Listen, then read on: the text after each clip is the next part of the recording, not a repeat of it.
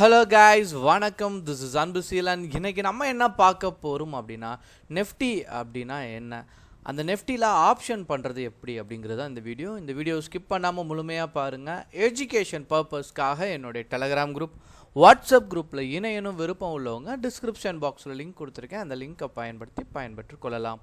இப்போது நம்ம வீடியோக்குள்ளே போகலாம். ஸோ நிறைய பேர் வீடியோ போகிறதுக்கு முன்னாடி ஒரே ஒரு விஷயம் ஷேர் பண்ணிக்கிறேன்.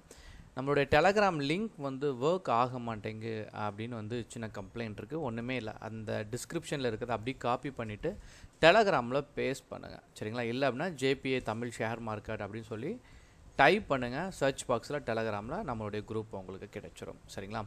ஓகே. நெஃப்டி அடிக்கடி நம்ம கேள்விப்படுவோம். இப்போ தான் நீங்கள் ஸ்டாக் மார்க்கெட்டுக்கு வாரீங்க அப்படின்னா நெஃப்டி அப்படிங்கிற வார்த்தை பெருவாரியாக நம்ம கேள்விப்படுவோம். ஆனால் அதை எப்படி பண்ணணுங்கும்போது தான் நமக்கு சின்ன கன்ஃபியூஷன் இருக்கும், சரிங்களா? ஃபர்ஸ்ட் என்எஸ்சி வெப்சைட் வந்துடுங்க. நெஃப்டி அப்படின்னு டைப் பண்ணுங்கள். இங்கே டெரிவேட்டிவ்ஸ் அப்படின்னு இருக்கும். டெரிவேட்டிவ்ஸ் அப்படின்னா இதுதான் ஆப்ஷன், சரிங்களா? அப்போது உங்கள் டிமேட் அக்கௌண்ட்டில் இப்படி நீங்கள் டைப் பண்ணுங்கள், நெஃப்டி 50 இப்படின்னு நீங்கள் டைப் பண்ணிங்க அப்படின்னா அதனுடைய சார்ட்டை நீங்கள் பார்த்துக்கலாம், சரிங்களா? ஸோ 3 இண்டெக்ஸில் நார்மலாக ட்ரேட் பண்ணலாம், சரிங்களா? இண்டெக்ஸ் எடுத்துக்கிட்டீங்கன்னா நெஃப்டி, நிறைய பேர் என்ன சொல்லுவாங்கன்னா, சார் நெக்ஸ்ட் 50ல் எடுக்கலாமா? நெக்ஸ்ட் 50லலாம் நீங்கள் எடுக்க முடியாது, சரிங்களா? Nifty 50, bank Nifty, fin Nifty, இந்த மூணுலேயும் நீங்கள் ட்ரேட் எடுத்துக்கலாம். இப்போது லாஸ்ட்டாக கொண்டு வந்தது தான் ஃபின் நெஃப்டி. அதுக்கு முன்னாடி நம்ம நெஃப்டிலையும், அதாவது பேங்க் நெஃப்டிலையும் மட்டும்தான் நம்ம ஆப்ஷன் பண்ண முடியும். இப்போ நீங்கள் ஃபின் நெஃப்டிலையும் பண்ணலாம், சரிங்களா? இப்போது ஒன்று தான் இதில் நீங்கள் முக்கியமாக தெரிஞ்சிக்கக்கூடியணும் பிகினர் அப்படிங்கும்போது என்ன அப்படின்னா, இந்த நெஃப்டி 50 தான் அண்டர்லைனிங் அசட். அதாவது ஒரு மனிதன் இருக்கிறான், ஒரு நிழல் இருக்குது அப்படின்னா மனிதனுக்கு தான் பவர் அதிகம். அந்த மனிதன் எப்படி மூவ் ஆகுறதோ அதை பொறுத்து தான் நிழல் மூவ் ஆகும், சரிங்களா? நீங்கள் நினச்சிடக்கூடாது கான்ட்ராக்ட்னு அப்படின்னு சொல்லுவாங்க. இங்கே ஒரு வார்த்தை இருக்கும். கான்ட்ராக்டில் போயிட்டு நீங்கள் என்ன பண்ணக்கூடாது, டெக்னிக்கல் அனலைசிஸ் பார்க்கக்கூடாது. இந்த நெஃப்டியை தான் நீங்கள் செக் பண்ணணும். நெஃப்டியில் உங்களுக்கு எப்படியாச்சும் ஒரு ஸ்ட்ராட்டஜி இருக்கும், நீங்கள் இதில் கற்றுப்பீங்க.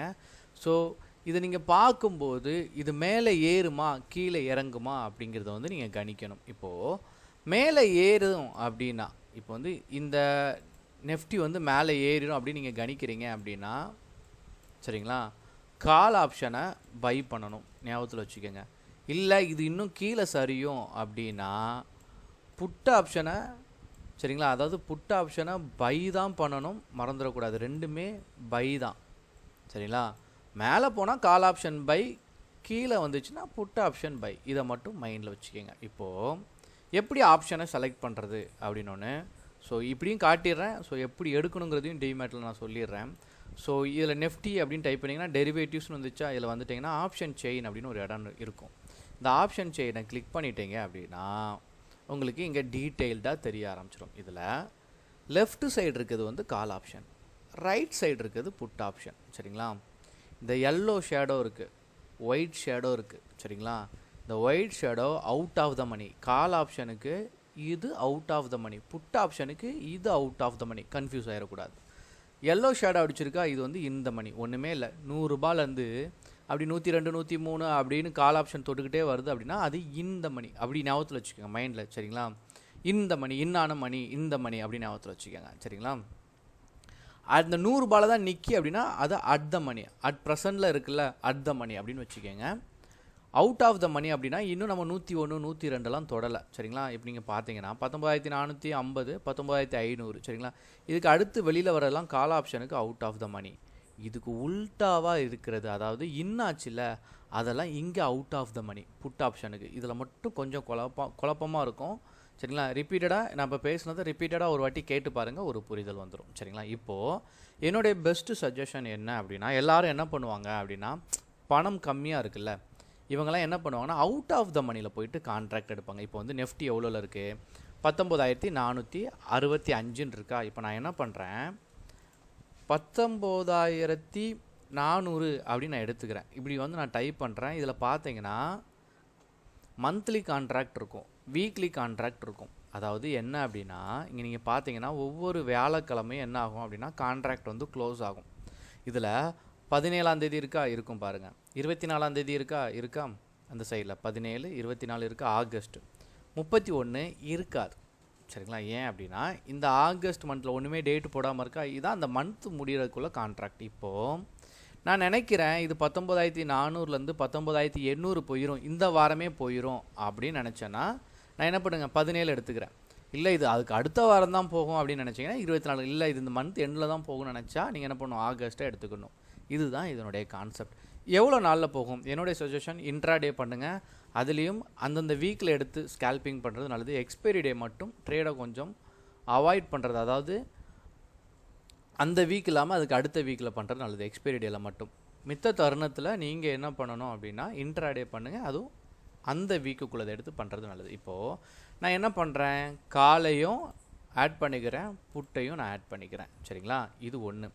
இப்போ உங்களுக்கு புரிகிறதுக்காக சொல்கிறேன். அதாவது என்கிட்ட வந்து நிறைய அமௌண்ட் இல்லை, என்கிட்ட வந்து ஒரு 2,000 3,000 தான் இருக்குது அப்படின்னா ஒன்றுமே இல்லை, அவுட் ஆஃப் த மணி போகணும்.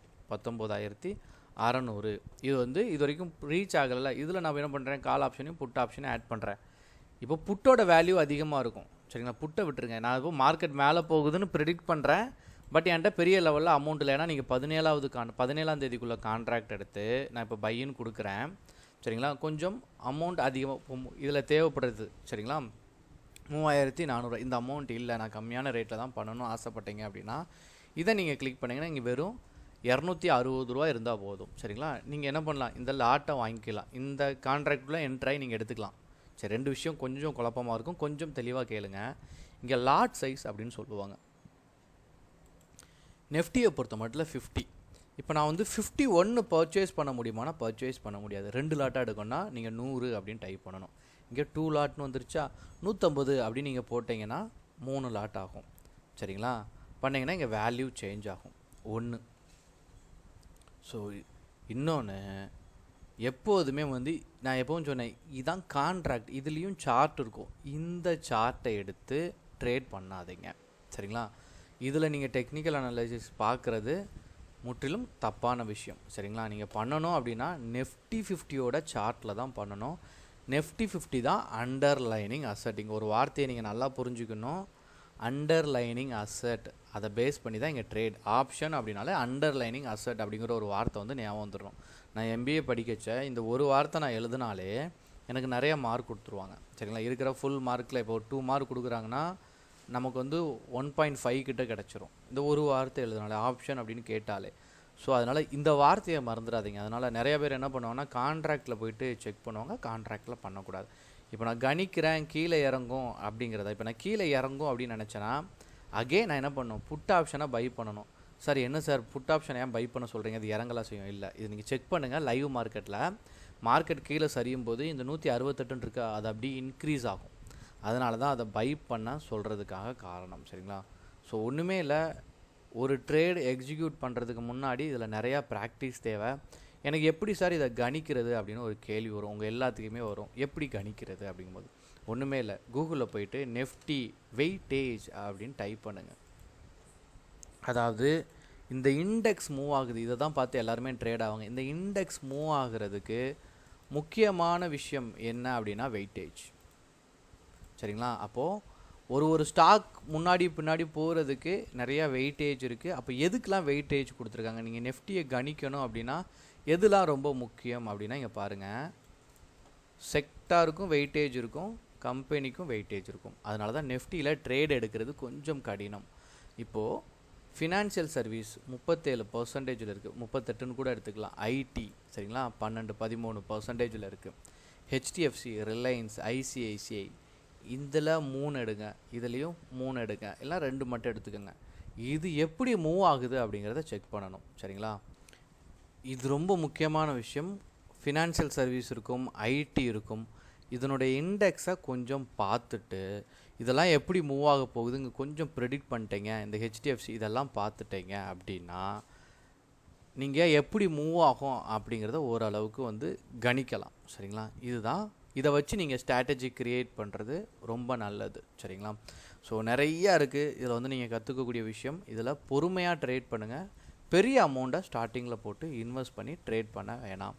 ஒரு 3 மாதத்துலேருந்து 6 மாதம் ப்ராக்டிஸ் பண்ணுறது நல்லது. ஓகேங்களா, okay guys, thank you so much for வாட்சிங் this video. Tata, bye bye, see you.